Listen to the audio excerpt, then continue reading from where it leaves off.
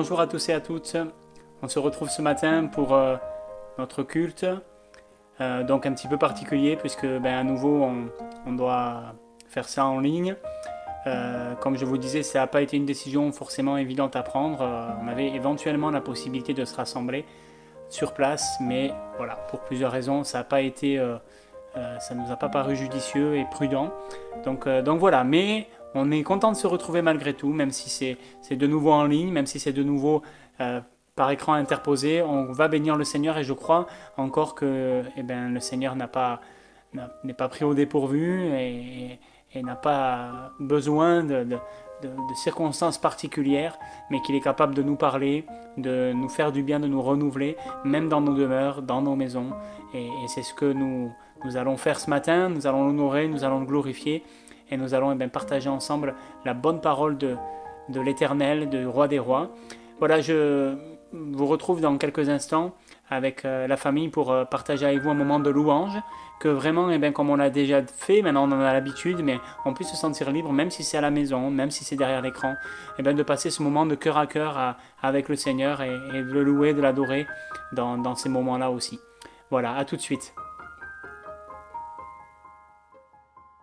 Voilà, on se retrouve donc avec la famille.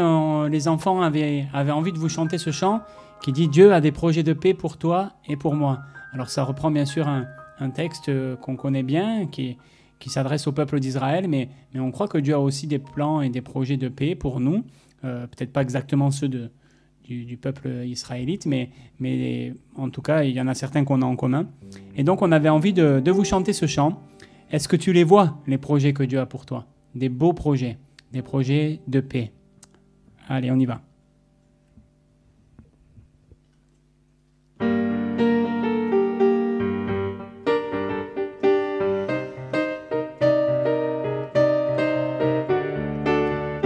Est-ce que tu les vois, ces projets pour toi? Ils sont vraiment beaux. Oh, oh, oh, oh, oh.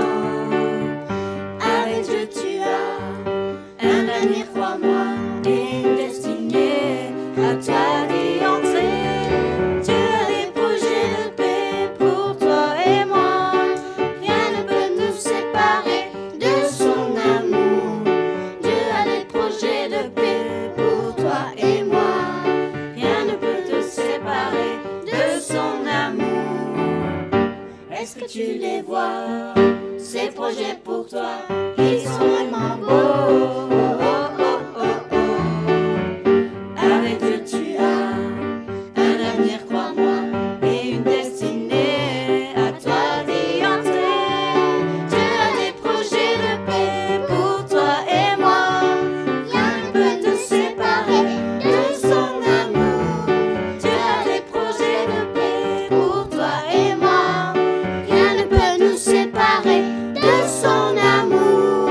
Dieu a des projets de paix pour toi et moi. Rien ne peut nous séparer de son amour. Dieu a des projets de paix pour toi et moi. Rien ne peut nous séparer de son amour.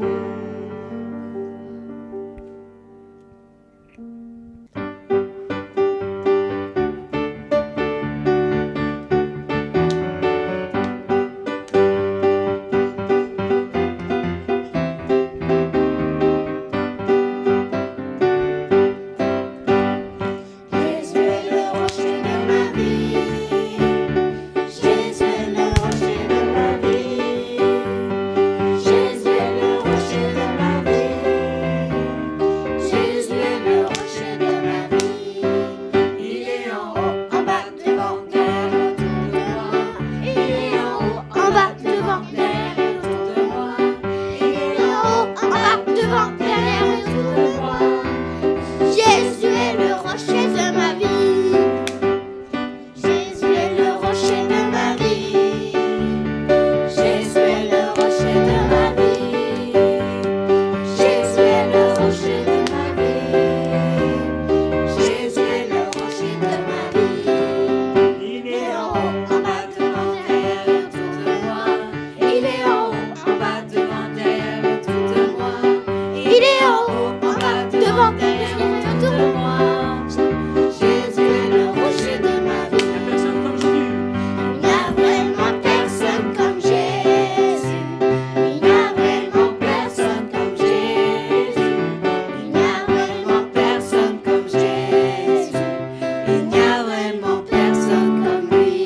marché, marché. J'ai marché, marché, personne, personne. J'ai fouillé, fouillé, personne, personne. J'ai tourné, tourné, personne, personne. Il n'y a vraiment personne comme lui.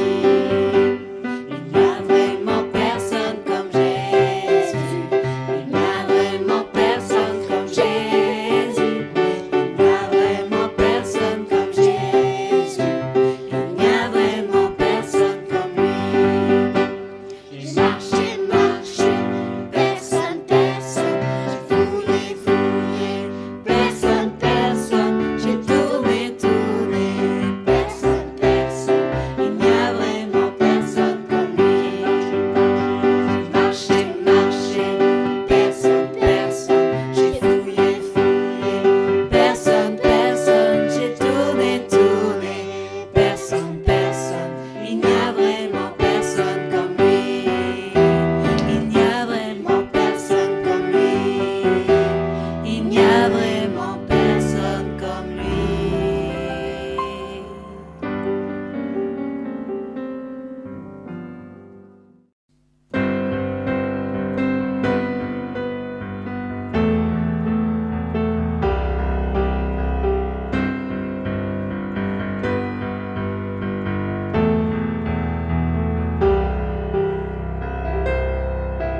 Un chant s'élève, les yeux se tournent vers toi,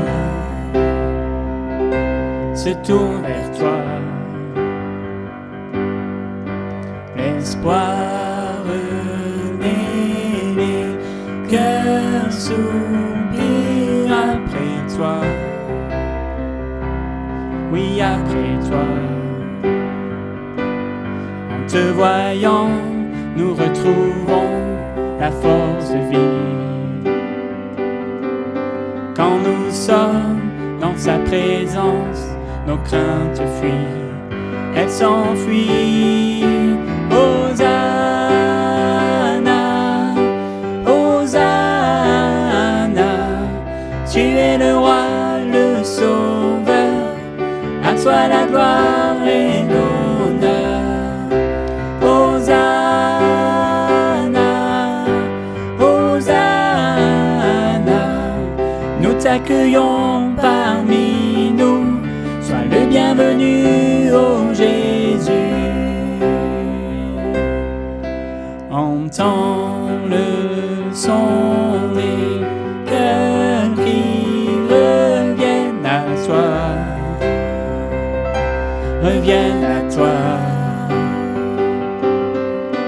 Dans ton royaume, les vies brisées sont restaurées, sont restaurées. En te voyant, nous retrouvons la force de vie. Quand nous sommes dans ta présence, nos craintes fuient, elles s'enfuient. Hosanna, Hosanna,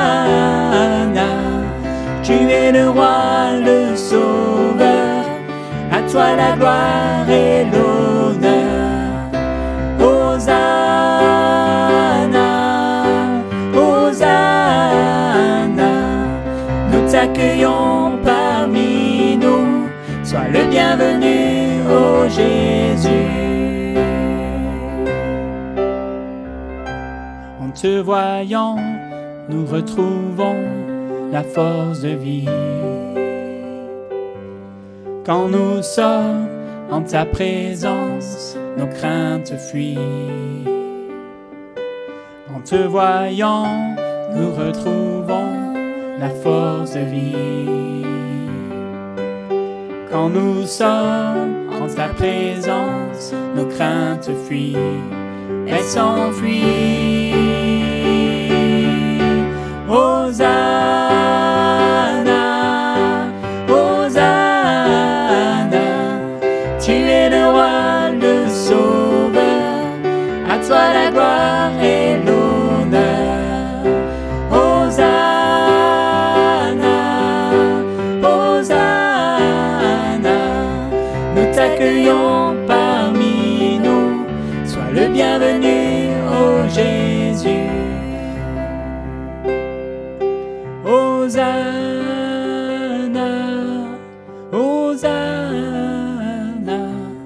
Tu es le roi, le sauveur.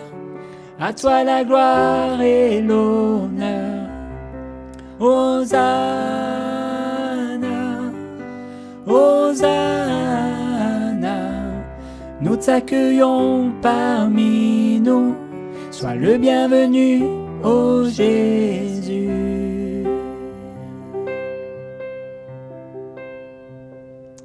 Alléluia Seigneur, tu es déjà là. Ta présence est si précieuse. Nous voulons bénir ton nom encore ce matin, te dire merci pour qui tu es Seigneur. Et honorer ton nom. Viens Seigneur, prends toute la place encore. Dans nous demeure, là où nous sommes. Seigneur, nous croyons que tu peux encore te manifester, te révéler, faire éclater ta gloire. Seigneur, oui, tu es digne de louange, d'adoration. Merci pour ton amour, merci pour ta grâce, merci pour ta présence, Seigneur.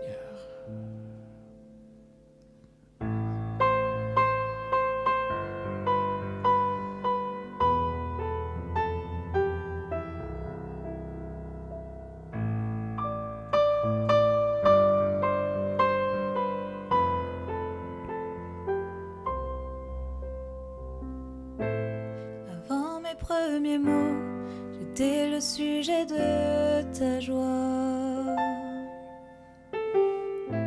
Tu as été si bon envers moi. Avant mon premier souffle, tu as créé la vie en moi.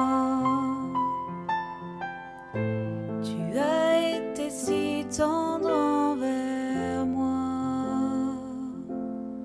Oh, l'amour saisissant, intrépide et infini de Dieu. Il se bat pour ma vie, il me poursuit, me ramène à lui. Je suis indigne de ton sacrifice, mais pour moi tu as tout donné. Oh, l'amour saisissant, intrépide et infini de Dieu.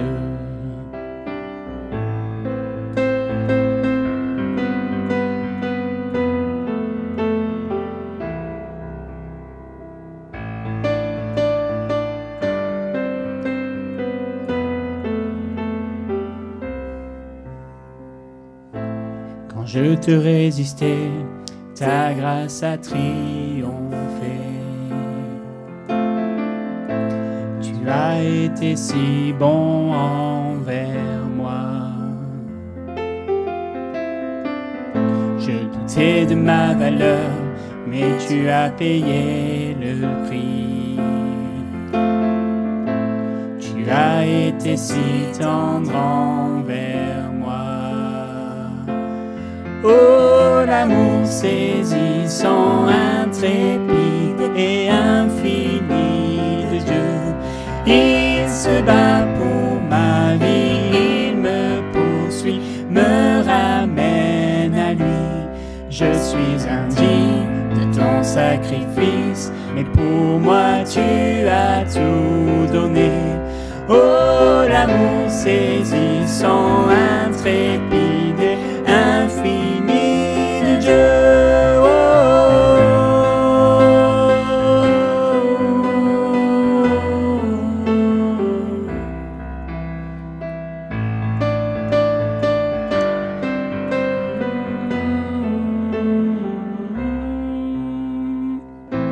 Les murailles sont renversées, les montagnes traversées quand tu me poursuis. L'obscurité chassée, le mensonge fracassé quand tu me poursuis. Les murailles sont renversées, les montagnes traversées quand tu me poursuis.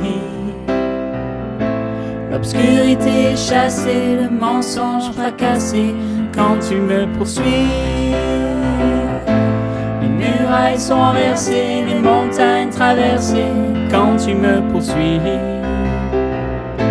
L'obscurité chassée, le mensonge fracassé quand tu me poursuis. Une dernière fois. Les murailles sont renversées, les montagnes traversées quand tu me poursuis. L'obscurité chassée, le mensonge fracassé, quand tu me poursuis, oh l'amour saisissant, intrépide et infini de Dieu. Il se bat pour ma vie, il me poursuit, me ramène à lui. Je suis indigne de ton sacrifice, mais pour moi tu as tout donné. Oh, l'amour saisissant, intrépide et infini de Dieu. Oh,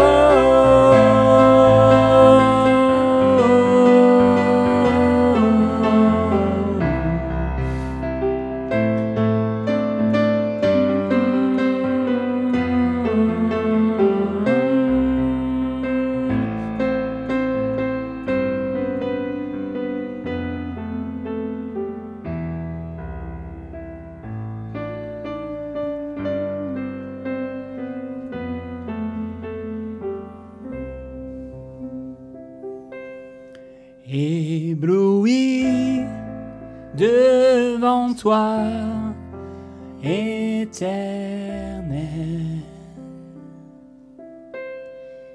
ébahi par l'amour de ton ciel. Je suis là à tes pieds, je viens t'adorer, je désire habiter près de toi.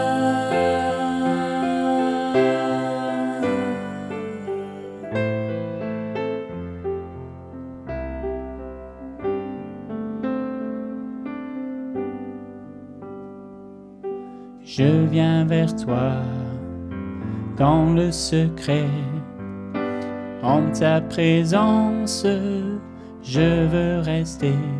Tu es, tu seras toujours là. Tout contre toi, près de ton cœur, je peux entendre ta voix, Seigneur. Tu es, tu seras toujours là.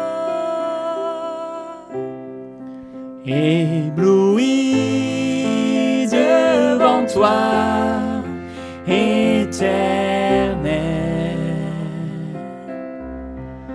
ébahi par l'amour de ton ciel. Je suis là à tes pieds, je viens t'adorer, je désire habiter près de toi.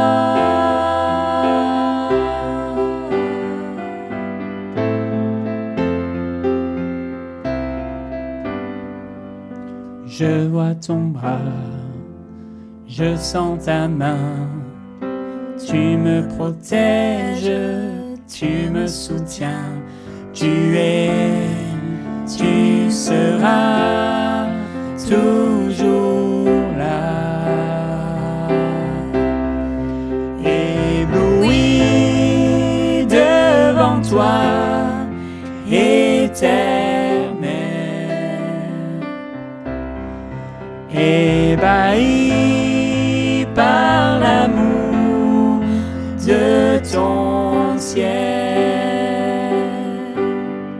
Je suis là à tes pieds, je viens t'adorer, je désire habiter près de toi.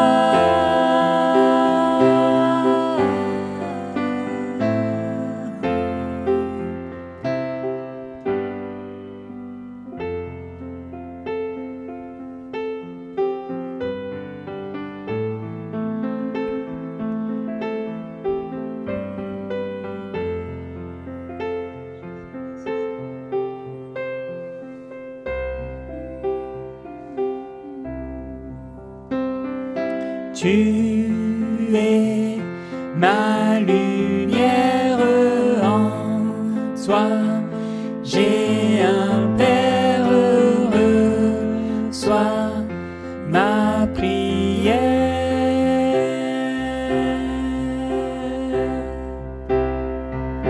Tu es ma lumière, en toi j'ai un Père heureux, sois ma prière.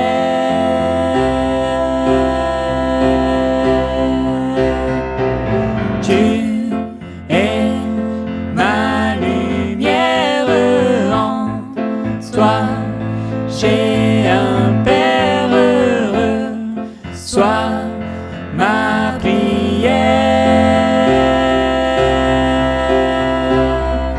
Ébloui devant toi,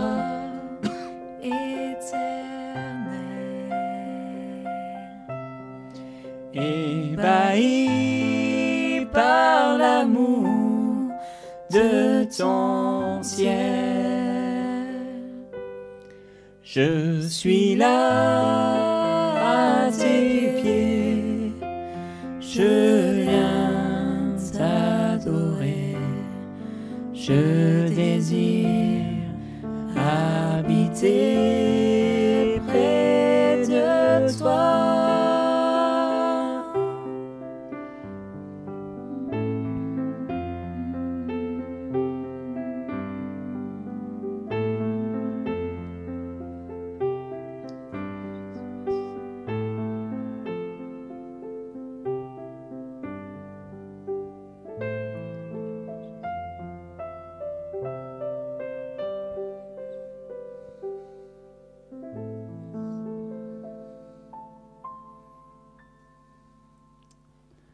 Alléluia, Jésus. Merci, Seigneur. Alléluia, nous te bénissons, Seigneur. C'est vrai, pour ton amour et pour ta grâce, tu nous émerveilles et tu nous éblouis, Seigneur, dans le sens où c'est vrai, nous sommes encore et toujours impressionnés par toi, par la grandeur de ton amour et de ta grâce. Encore ce matin, Seigneur, nous te rendons toute la gloire parce que tu es celui qui en est digne, c'est vrai. Merci pour ta parole que nous allons partager maintenant. Merci de nous conduire, de nous guider dans ta parole pour aller plus loin avec toi, mieux te connaître et pouvoir encore faire des progrès avec toi. Nous te bénissons, Seigneur, parce que ta parole, elle ne change pas. Ta parole est la vérité. Oui, ce matin encore, nous voulons laisser une bonne place à ta parole et toute la place, Seigneur, à ce que tu veux nous dire pour être sensible à ta voix encore. Que l'honneur et la gloire te soient rendus dans ce qu'on va partager maintenant, à tout jamais, pour le siècle des siècles. Amen, Jésus. Alléluia. Alléluia. Voilà. Béni soit le Seigneur pour ces instants. Nous allons donc partager ensemble la parole de Dieu. Et ce matin, alors vous savez que j'avais annoncé la semaine dernière encore à l'église qu'éventuellement nous ferions un culte de famille. Finalement, par manque de temps, vu toutes les circonstances et tout, je me suis dit vaut mieux le reporter et faire cela à un moment où ça sera plus favorable. Et du coup, j'aimerais partager avec vous la parole sur un thème que vous avez vu sans doute, vous qui nous avez rejoints. Ce thème, c'est « Ne perdons pas courage, mais prenons courage ». Un thème, bien sûr, de circonstances, je crois, parce que tout ce qui se passe, le reconfinement, ces choses-là, pourraient nous faire perdre courage, le fait que on n'est plus aussi libre qu'avant de nos mouvements, de venir à l'église, de se retrouver entre frères et sœurs, même de voir notre famille. Voilà, tout ça peut nous faire perdre courage de différentes sortes de manières, de différentes manières, mais j'aimerais partager avec vous sur cela ce matin. Alors pour commencer, quelques définitions par rapport à ce qu'on trouve dans la Bible. On se rend compte que le mot courageux, le mot courage dans la Bible, dans l'Ancien Testament premièrement, il était surtout associé au courage militaire, au fait d'avoir du courage dans dans la conquête, du courage face aux ennemis, de se fortifier, de ne pas avoir peur des ennemis, de ne pas craindre l'ennemi, etc. Le fait que Dieu prend soin et qu'il nous soutient dans les batailles, a amené Dieu, a amené les prophètes à encourager le peuple, à encourager le roi, à encourager les responsables du peuple à être remplis de courage, à prendre courage, à s'armer de courage. Et la notion de courage est premièrement liée à ça, mais bien sûr aussi le courage moral n'est pas exempt de cela. On trouve ça aussi dans la parole.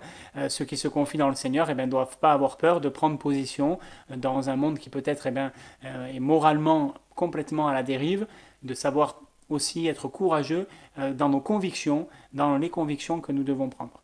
Ça, c'est dans l'Ancien Testament, mais on voit que ça peut aussi nous parler dans tout le domaine du combat spirituel, dans le domaine de la sanctification et de la prise de position dans le monde dans lequel on vit. Et puis dans le Nouveau Testament, on se rend compte que le mot courage, il est étroitement lié à tout ce qui concerne les tribulations, la persécution, et le témoignage aussi, avoir du courage dans le témoignage. Le verbe qui est utilisé, le verbe grec, définit le courage comme l'expression de la confiance aussi. Prends courage, c'est et confiance. Et donc on voit que c'est lié à la foi. Dans 2 Corinthiens chapitre 10, verset 1er, vous pourrez le lire, c'est traduit par le mot hardiesse, être plein de hardiesse. Et donc on comprend cela. Et il y a un autre mot qui est utilisé, qui est un dérivé de ce mot taréo, et qui est un autre mot grec qui a une coloration un petit peu plus émotionnelle, un peu plus dans l'émotion, dans le sens de dire prendre courage, s'armer de courage, dans le sens de vraiment être rempli de force, de volonté, prendre de bonnes résolutions, etc. Le contraire du courage, c'est la lâcheté, c'est la peur panique, la panique, le fait de déserter, etc. Tout ça, c'est le contraire du courage. Dans le Nouveau Testament particulièrement, et j'aimerais m'arrêter avec vous quelques minutes là-dessus, on se rend compte que le courage, c'est pas une vertu stoïque, mais le courage, il entraîne, il amène l'action.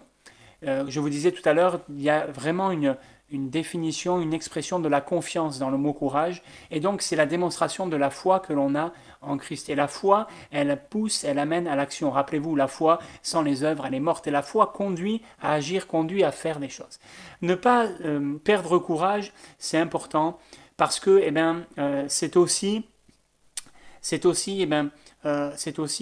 prendre la mesure du combat qui est là et l'importance de la foi dans le combat que nous avons à mener. Il ne s'agit pas de faire bonne figure à mauvaise fortune, comme on l'entend dire des fois, ce dicton qui dit cela.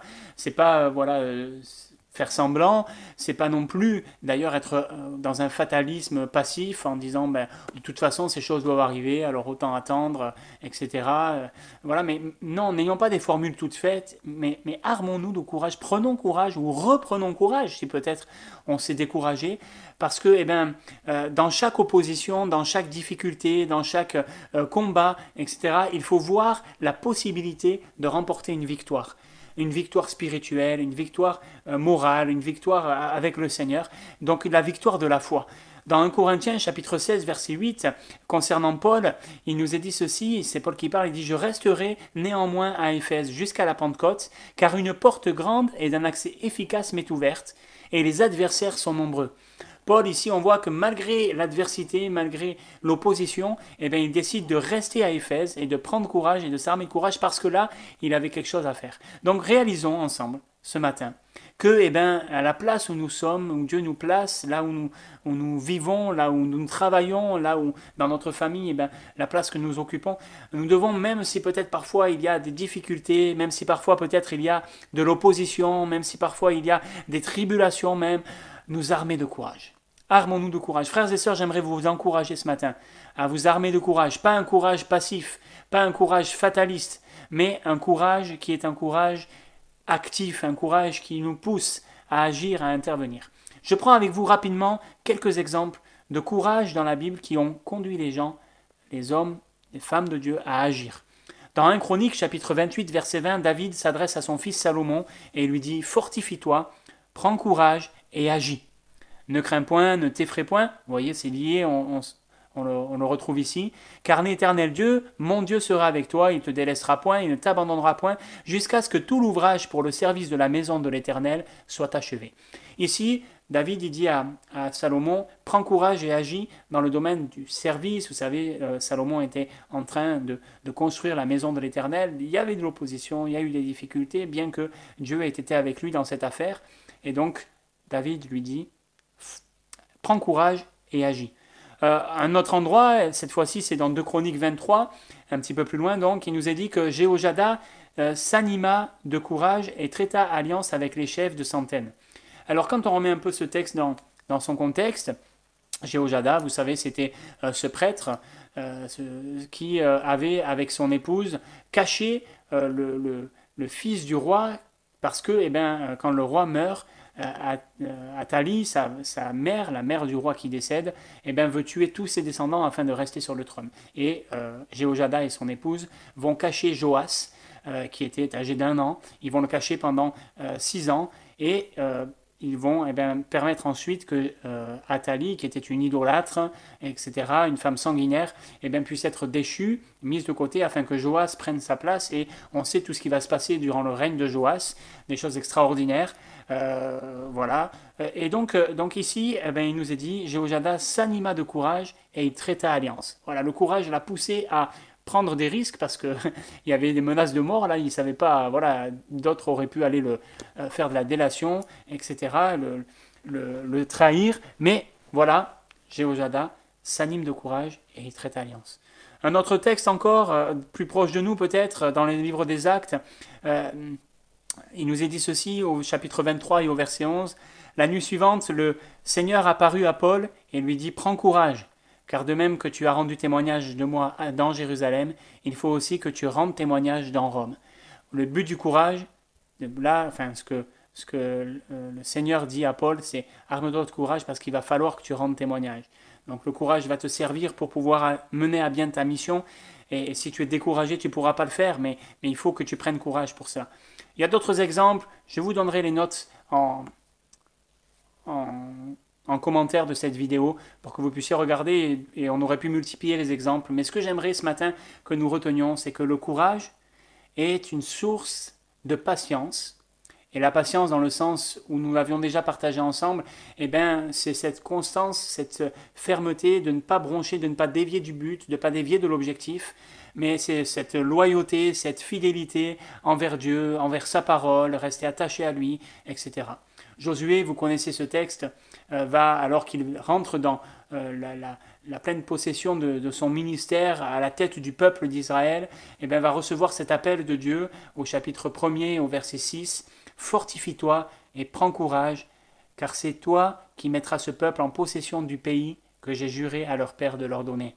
Fortifie-toi seulement et bon courage en agissant fidèlement selon toute la loi que Moïse, mon serviteur, t'a prescrite. Ne t'en détourne ni à droite ni à gauche, afin de réussir dans tout ce que tu entreprendras. Que ce livre de la loi ne s'éloigne point de ta bouche, médite-le jour et nuit, afin d'agir fidèlement selon tout ce qui y est écrit. C'est alors que tu auras du succès dans tes entreprises, et c'est alors que tu réussiras. Ne t'ai-je pas donné cet ordre? Fortifie-toi et prends courage, ne t'effraie point et ne t'épouvante point, car l'Éternel, ton Dieu, est avec toi dans tout ce que tu entreprendras. Amen. Fortifie-toi et prends courage pour mener à bien cette mission. Parce que, en te fortifiant, en prenant courage, tu vas pouvoir agir fidèlement selon tout ce qui est écrit dans la parole de Dieu. Et en agissant ainsi, tu réussiras, tu auras du succès dans ce que tu entreprendras. Le courage est donc quelque chose qui doit nous pousser à l'action. C'est aussi ce qui produit, ce qui conduit à ce que la foi intervienne. Ne perdons pas courage, frères et sœurs, mais prenons courage. Prenons courage dans ces temps troublés, ces temps peut-être difficiles, ces choses qui nous échappent, que l'on ne comprend pas, qui nous dépassent. Prenons courage, car nous savons en qui nous croyons. Nous savons en qui nous avons confiance. Le Dieu vivant, le Dieu puissant, le Dieu compatissant, le Dieu miséricordieux, le Dieu aussi qui tient tout dans sa main et qui est souverain. Alors quand et comment prendre courage? J'aimerais voir avec vous quelques exemples, quelques textes là aussi. qui vont nous amener à considérer différentes situations. Le premier se trouve dans le livre des Actes au chapitre 27. Et il nous est dit ceci dans cet épisode particulier que nous connaissons, où vous savez, Paul est dans ce navire qui va jusqu'à Rome, qui doit l'amener jusqu'à Rome. Et au chapitre 27, nous lisons ensemble au verset 22 ce qu'il est dit. Actes chapitre 27, on lit ensemble à partir du verset 21. « On n'avait pas mangé depuis longtemps. Alors Paul, se tenant au milieu d'eux, leur dit « Ô hommes, il fallait m'écouter et ne pas partir de Crète, afin d'éviter ce péril et ce dommage. Maintenant, je vous exhorte à prendre courage. Car aucun de vous ne périra, et il n'y aura de perte que celle du navire. Un ange du Dieu à qui j'appartiens et que je sers m'est apparu cette nuit, et il m'a dit, Paul, ne crains point, il faut que tu comparaisses devant César, et voici, Dieu t'a donné tous ceux qui naviguent avec toi. C'est pourquoi, ô homme, rassurez-vous, car j'ai cette confiance en Dieu qu'il en sera comme il m'a été dit, mais nous devons nous échouer sur une île. » Ici, on voit dans la tempête, le temps difficile. Ils n'avaient pas mangé depuis plusieurs jours, et si vous lisez le début du chapitre 27, eh bien, vous vous rendrez compte bien sûr de ce naufrage, de cette tempête qui est là, une tempête terrible, qui met même les marins professionnels en déroute, etc. Mais dans cette tempête, Paul s'attache à une chose essentielle. Il dit « Prenez courage parce qu'un ange du Seigneur m'a dit. Prenez courage parce que je sais, j'ai confiance qu'il en sera comme il m'a été dit. J'ai confiance dans la parole de Dieu. Je m'attache à la parole de Dieu. Quand nous traversons la tempête, frères et sœurs, prenons courage en nous appuyant, en considérant la parole que nous avons reçue du Seigneur. Dieu parle, et quand il parle, ce n'est jamais en vain. Une deuxième situation qui se trouve cette fois-ci dans l'évangile de Jean, au chapitre 16, il nous est dit ceci, au verset 33, Jean 16, verset 33, nous lisons à partir du verset 31. Jésus leur répondit, « Vous croyez maintenant, mais voici l'heure et elle est déjà venue où vous serez dispersés, chacun de son côté, et où vous me laisserez seul. Mais je ne suis pas seul, car le Père est avec moi. Je vous ai dit ces choses afin que vous ayez la paix en moi.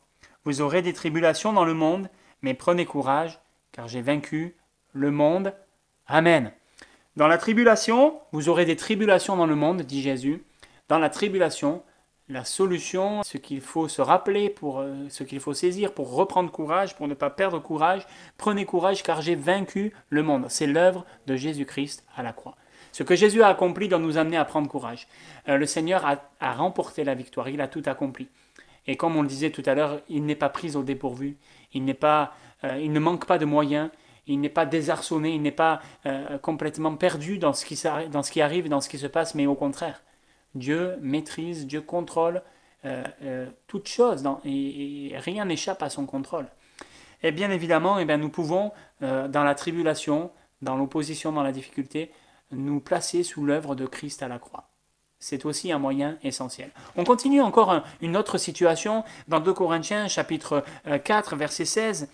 On trouve ce passage où il nous est dit, Paul dit, « C'est pourquoi nous ne perdons pas courage. Et lors même que notre homme extérieur se détruit, notre homme intérieur se renouvelle de jour en jour, car nos légères afflictions du moment présent produisent pour nous, au-delà de toute mesure, un poids éternel de gloire, parce que nous regardons non point aux choses visibles, mais à celles qui sont invisibles, car les choses visibles sont passagères et les invisibles sont éternelles. » Dans peut-être le temps qui agit, si l'être extérieur se détruit, si peut-être les choses sont là et qu'il y a de la lassitude, qu'il y a de la, permettez-moi de le dire comme ça, mais de la décrépitude, les choses sont là et semblent aller de mal en pire, en tout cas dans certains domaines. Nous devons réaliser dans l'affliction, dans les afflictions du moment présent, ces afflictions-là, souvenons-nous que nous pouvons prendre courage, ne pas perdre courage en nous souvenant des promesses de Dieu et en affermissant notre espérance. Notre espérance, c'est laquelle? C'est ce que dit Paul ici, c'est que ces afflictions du moment présent, elles produisent pour nous un poids éternel de gloire.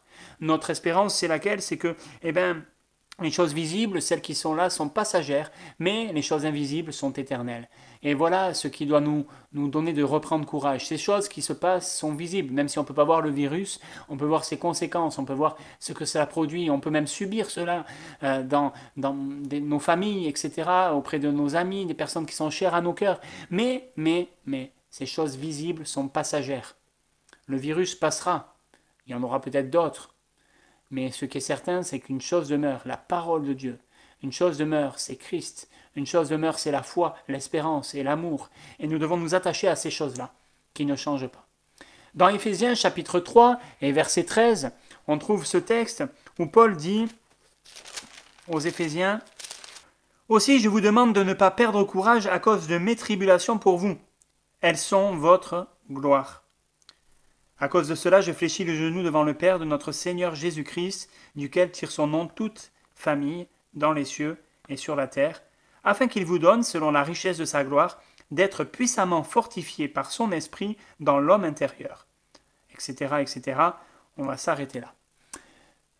Dans ce texte, ici, on voit que Paul dit aux Éphésiens « Ne perdez pas courage à cause de mes tribulations pour vous. » Parfois, on peut vivre, on peut subir des tribulations à cause d'autres personnes. Et Paul leur dit ne perdez pas courage à cause de ça parce que mes tribulations sont votre gloire.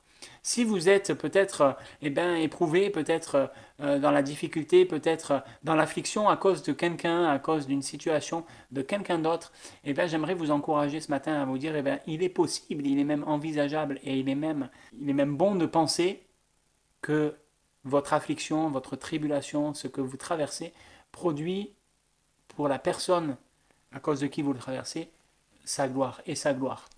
Donc nous devons réaliser cela et nous dire, Seigneur, écoute, je ne veux pas penser seulement à mes intérêts, mais je veux réaliser que oui, ton royaume, ta justice, c'est ce que je dois chercher premièrement. Ta parole ne change pas. Et ici, Paul dit, c'est pourquoi, à cause de ça, moi je fléchis le genou. Donc moi qui vis les tribulations à cause de vous, je fléchis le genou. Et quand peut-être nous traversons ces difficultés-là, fléchissons le genou, courbons-nous devant lui. Et voilà ce que Paul dit, il dit, je prie pour qu'il vous donne, selon la richesse de sa gloire, d'être puissamment fortifié par son esprit dans l'homme intérieur. Que Dieu nous fortifie, que Dieu fortifie son Église par son esprit, qu'il nous fortifie dans notre être intérieur, qu'il nous renouvelle encore et encore, en sorte que Christ habite dans nos cœurs par la foi. La foi, c'est ce qui nous donnera du courage, c'est la confiance en Dieu. Une dernière situation que j'aimerais vous citer encore. Dans Hébreux, au chapitre 12 et au verset 4, ce fameux chapitre qui fait suite au chapitre de la foi, nous lisons ensemble au verset 4. Voilà ce que l'auteur dit. Il dit « Vous n'avez pas encore résisté jusqu'au sang en luttant contre le péché, et vous avez oublié l'exhortation qui vous est adressée comme à des fils. Mon fils, ne méprise pas le châtiment du Seigneur et ne perds pas courage lorsqu'il te reprend, car le Seigneur châtie celui qu'il aime, et il frappe de la verge tous ceux qu'il reconnaît pour ses fils. Supportez le châtiment, c'est comme des fils que Dieu vous traite, car quel est le fils qu'un père ne châtie pas ?» Etc., etc. On va s'arrêter là. Donc parfois dans la correction que Dieu pourrait nous donner, non pas une correction perverse, parce que ce n'est pas le cas de Dieu, non pas une correction qui est malveillante, parce que Dieu n'est pas comme cela. Dieu est bienveillant, Dieu est juste, Dieu est honnête et franc, il est vrai. Et donc dans la correction qu'il nous inflige parfois quand Dieu nous reprend, c'est bien sûr pour notre bonheur et pour notre bien. Et nous devons considérer que nous ne devons pas perdre courage, quand peut-être parfois il y a des choses qui nous arrivent et qui sont là permises par le Seigneur pour nous amener à aller plus loin avec lui, etc. Considérons que Dieu agit par amour pour nous.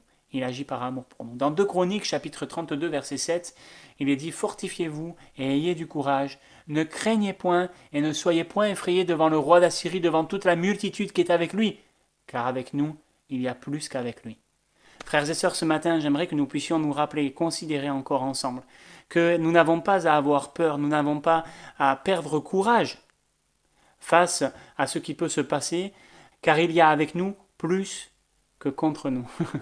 Celui qui est avec nous est bien plus. Alors bien sûr, ça ne veut pas dire qu'on doit manquer de prudence, bien sûr ça ne veut pas dire qu'on doit faire n'importe quoi et tenter le Seigneur. Et dans notre attitude spirituelle, dans notre cœur, dans notre être intérieur, nous devons réaliser, frères et sœurs, et nous devons vivre encore que cette foi, par la foi, nous devons vivre par la foi, le fait que oui, il y a des choses, il y a de l'opposition, il y a des tribulations, il y aura des choses qui nous dépassent, mais n'ayons pas peur, ne craignons pas, ne soyons pas effrayés devant ces choses-là, devant l'opposition, devant même des ennemis, devant même des gens qui nous demanderaient compte de notre foi et de nos convictions, parce que non, il y a il n'y a pas à avoir peur. Nous pouvons prendre courage. Ça ne veut pas dire qu'on doit être présomptueux, ça ne veut pas dire qu'on doit être arrogant, ça ne veut pas dire qu'on doit être méchant, ça ne veut pas dire qu'on doit être supérieur. Non, non, je crois que ce n'est pas du tout ce que Dieu nous demande.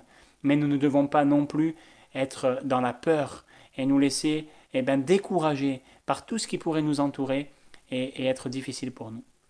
J'aimerais terminer avec vous en prenant 3 exemples de réponses courageuses qui ont été données dans la Bible par 3 personnes. On aurait pu en citer d'autres.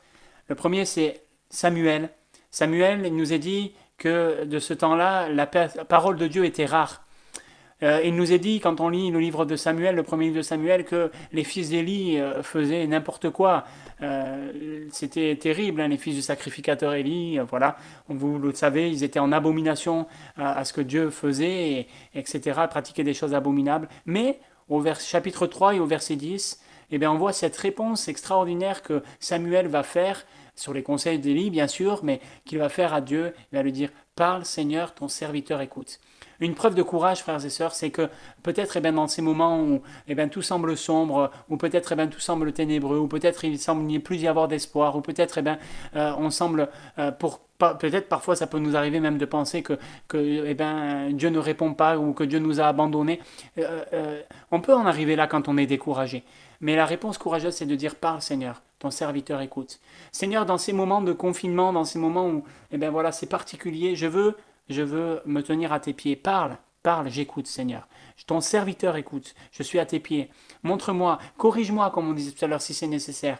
Renouvelle-moi, sers-toi de moi, Seigneur, comme tu le voudras. La deuxième personne dont j'aimerais vous parler, c'est Ésaïe, le prophète Ésaïe.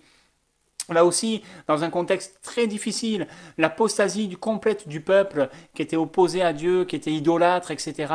On trouve ceci au chapitre 6 et au verset 8. Vous savez ce que dit le prophète? Il dit « J'entendis la voix du Seigneur disant « Qui enverrai-je et qui marchera pour nous ?» Je répondis « Me voici, envoie-moi. » Courageux, hein? Courageux. Frères et sœurs, qu'on soit des hommes, des femmes armés de ce courage, de dire au Seigneur « Parle-moi, j'écoute. » Mais me voici, envoie-moi, Seigneur, sers-toi de moi. Enfin, une dernière personne, un dernier prophète, le prophète Ézéchiel, qui dont le nom signifie l'Éternel Dieu fortifie. Ézéchiel, ou Dieu fortifie, avait besoin d'être fortifié. Rappelez-vous du contexte dans lequel il était là. Dieu lui dit, voilà, tu vas aller porter un message, mais ce message que tu vas porter, le peuple ne t'écoutera pas. Ils vont rejeter ce message. Compliqué d'aller porter un message dans ces conditions-là. C'est difficile.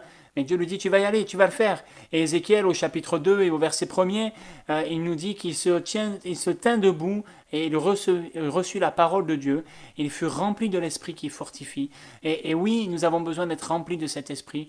Se tenant debout, il reçoit la parole, il la mange, il la digère, il l'accepte, malgré la difficulté, la dureté de cette parole. Parfois, nous devons être de ceux et de celles qui se fortifient parce qu'ils sont remplis de l'esprit, parce que l'esprit nous fortifie. Nous avons besoin d'être fortifiés pour ne pas perdre courage. Alors, ce matin, frères et sœurs, que malgré les difficultés, liées aux circonstances, mais malgré peut-être les difficultés de la vie, que malgré peut-être les tribulations, malgré les tempêtes que nous pouvons traverser, peut-être dans la santé, peut-être dans je ne sais quel domaine, nous puissions non seulement faire face, mais aussi et surtout prendre courage. Ne pas perdre courage, mais prendre courage. Parce qu'il y a une différence. Il y a une différence. On peut ne pas être découragé et pourtant ne pas prendre courage. Soyons de ceux et de celles qui prennent courage ou qui reprennent courage en désirant nous appuyer sur Dieu, comme David le dira, vous savez, dans ce moment extrêmement difficile où les femmes, les enfants ont été enlevés par les ennemis, le peuple, les hommes qui étaient partis avec lui combattre et qui reviennent trouvent le camp dévasté et ils vont vouloir se révolter contre David. Mais la Bible nous dit que David reprit courage en s'appuyant sur l'Éternel, son Dieu. Soyons de ceux et de celles qui reprennent courage en s'appuyant sur l'Éternel et qui vont, comme David l'a fait, au combat. Et qui reprennent courage, mais de manière active. Alors, pas au combat avec les armes, bien sûr, pas au combat contre la chair, pas au combat contre les personnes, pas au combat contre ces choses-là, bien évidemment. Jamais Dieu ne nous a demandé cela. Mais au combat spirituel, le combat de l'amour, le combat de la paix, le combat de la bienveillance, de la bonté, le combat dans lequel nous pouvons nous impliquer, nous investir afin que le monde voit Christ, voit ce que Christ a enseigné, un message de tolérance, un message d'amour, pas à l'égard du péché, mais à l'égard de l'homme, à l'égard de la femme et du pécheur qui a besoin de la grâce de Dieu, qui a besoin de rencontrer celui qui a la vie éternelle et qui a les paroles de la vie éternelle. Soyons de ceux et de celles qui s'arment de courage, que nous puissions faire confiance à Dieu, nous appuyer sur lui en toutes circonstances, avec patience, avec fermeté, avec espérance, avec conviction, avec fidélité. C'est tout ça le courage. Prenons courage. Si Dieu est avec nous, qui sera contre nous? Qui sera contre nous? Prions ensemble.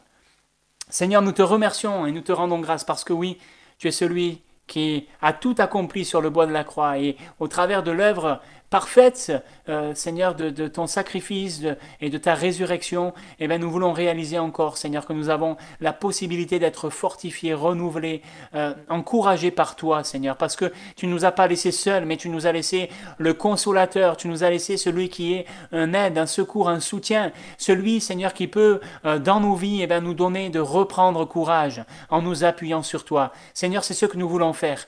Ce matin, au travers des temps difficiles que nous pouvons traverser, ces temps de pandémie, ces temps, Seigneur mon Dieu, même de persécution, ces temps où les chrétiens sont visés partout dans le monde, Seigneur, mais aussi dans notre pays de France. Ces temps, mon Dieu, où il y a de l'opposition, où il y a de la critique, où il y a, Seigneur, de l'incompréhension, où il y a, mon roi, toutes ces choses, nous voulons prendre courage afin d'agir, Seigneur, comme toi tu nous le demandes, dans le calme, dans la confiance, mais aussi, Seigneur, dans l'action, dans le service, dans le zèle pour ta maison.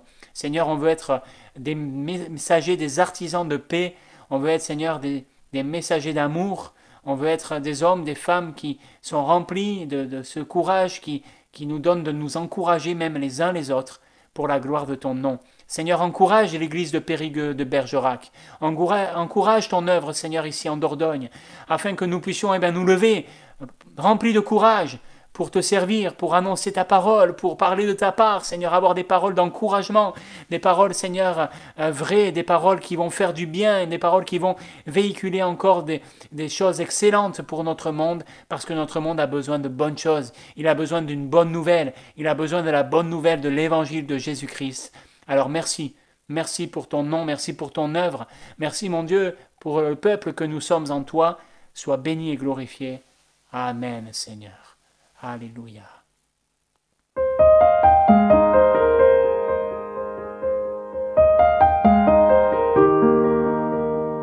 Voilà, nous bénissons le Seigneur pour ces moments. Alors, vous l'avez compris, nous ne pourrons pas reprendre les cultes dans l'immédiat, ni les réunions, puisque le confinement nous amène à devoir fermer l'église pour tout ce qui est rassemblement, les cérémonies, excepté dans certaines conditions, les mariages et les cérémonies d'obsèques. Donc voilà, et excepté aussi les temps de permanence pastorale qui peuvent être utilisés en cas de besoin, en cas de détresse, voilà, pour un entretien, peut-être pour une raison particulière, au même titre que les visites d'ailleurs. Alors voilà, les consignes sont les suivantes, on nous demande bien évidemment de ne pas abuser de cela et de ne pas user de ce droit de manière qui ne serait pas opportune, mais c'est une possibilité. Donc nous avons la possibilité, j'ai la possibilité de me retrouver le jeudi, de maintenir les permanences si certains le souhaitent, mais ce sera uniquement sur rendez-vous. Voilà, il faudra m'appeler avant. J'ai la possibilité de continuer les visites si besoin, n'hésitez pas à me le dire aussi. Voilà, nous avons aussi la possibilité de nous retrouver en ligne, de continuer ce que nous faisons en Zoom et sur YouTube. À ce titre, à midi, on aura notre temps de jeûne et prière.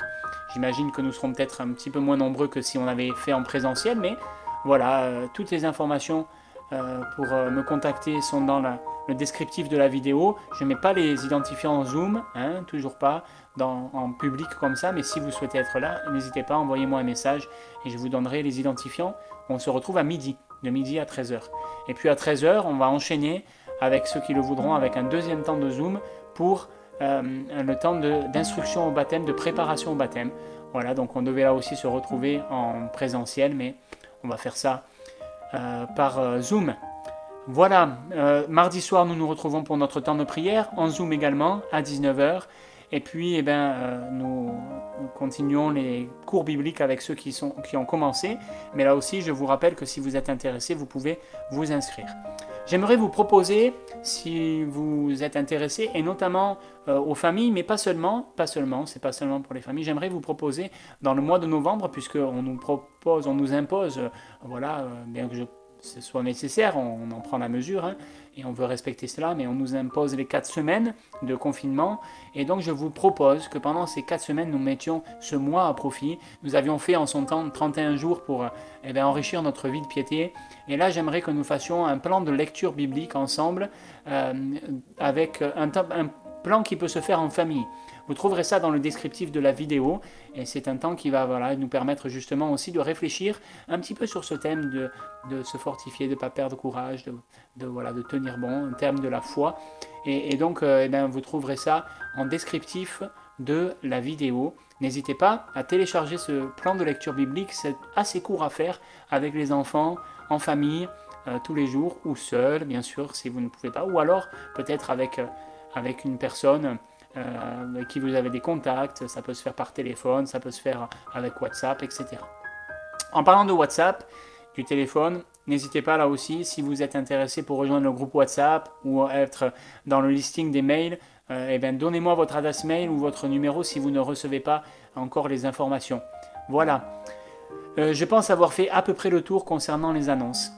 Je vous remercie vraiment pour votre compréhension dans ces moments un peu particuliers. Je reste vraiment à votre disposition, n'hésitez pas, bien que je sais que c'est pas évident, le téléphone est souvent ouvert, il est souvent occupé, donc n'hésitez pas à me rappeler, à me laisser un message, j'essaie de faire au mieux, et puis n'hésitez pas non plus s'il y a besoin, je me rendrai disponible au mieux pour répondre à vos besoins.